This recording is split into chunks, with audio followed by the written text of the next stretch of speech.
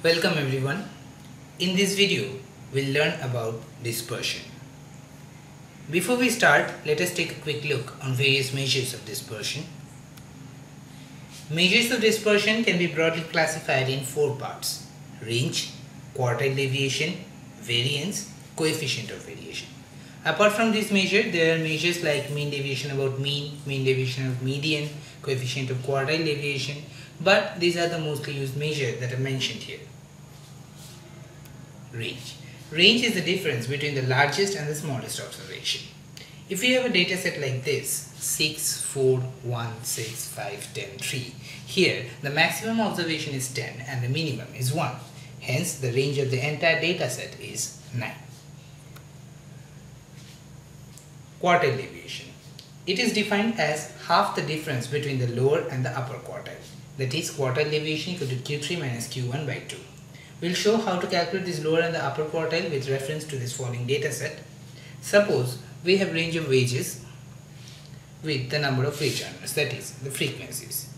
So in order to calculate quartile deviation, we first need to construct a table like this, where we put lower class boundaries here with the corresponding cumulative frequencies. So lower class boundary for this class becomes 34.5, for this it becomes 37.5, and so on.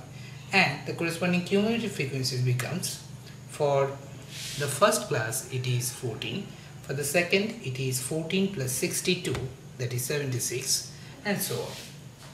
Now the total cumulative frequency is n equal to 200. The lower quartile or Q1 is 1/4 of the total frequency, that is 1/4 of 200, that is 50.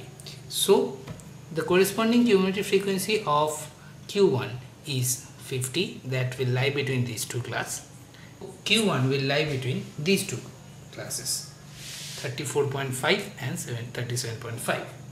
Similarly, for upper quartile, the corresponding cumulative frequency is 3/4 of the total frequency, that is 3/4 of 200 equal to 150, and hence the upper quartile will lie between these two classes, 37.5 by 40.5.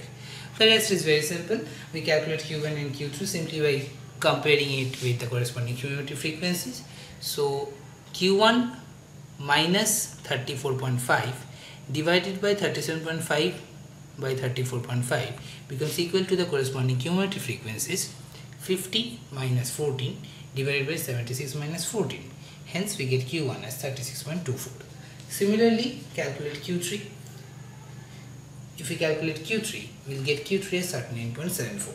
So quartile deviation is Q3 minus Q1 by 2, that is 1.75. Variance. Variance is the average squared deviation of values from its mean. It is denoted by summation rn from 1 to n xi minus x bars whole square fi divided by summation fi. Or if we simply break this expression, we will get summation rn from 1 to n xi square fi divided by summation fi minus x bar square. The positive square root of variance is called the standard deviation. We will show how to calculate the variance with reference to this following data set. Suppose we have household size as 1, 2, 3, 4, 5 up to 9 and the number of households, that is the frequencies. So we need to construct a table like this, where we put x here, then frequencies, then we take a simple transformation, that is we introduce a new variable y as x minus 4. That's a simple trick to reduce our computation labor, that is we get the variable as minus 3, minus 2, minus 1, 0, 1, 2, 3, 4, 5. Then we calculate fi and fi square. Then put this expression in the generalized formula, summation n from 1 to n xi minus x bar square fi divided by summation fi.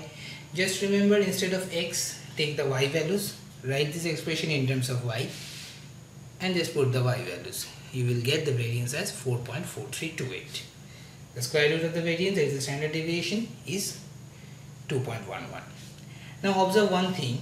While making this transformation y equal to x minus 4, we basically take a deviation from origin. Now we know for deviation from origin, variance remain unchanged.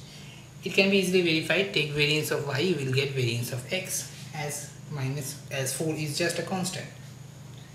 Thus, standard deviation of x equal to standard deviation of y equal to 2.11. Coefficient of variation. The formula for calculating coefficient of variation is standard deviation by mean into 100%. Where you know how to calculate standard deviation and mean, just put it here. Thanks for watching this video. Stay connected.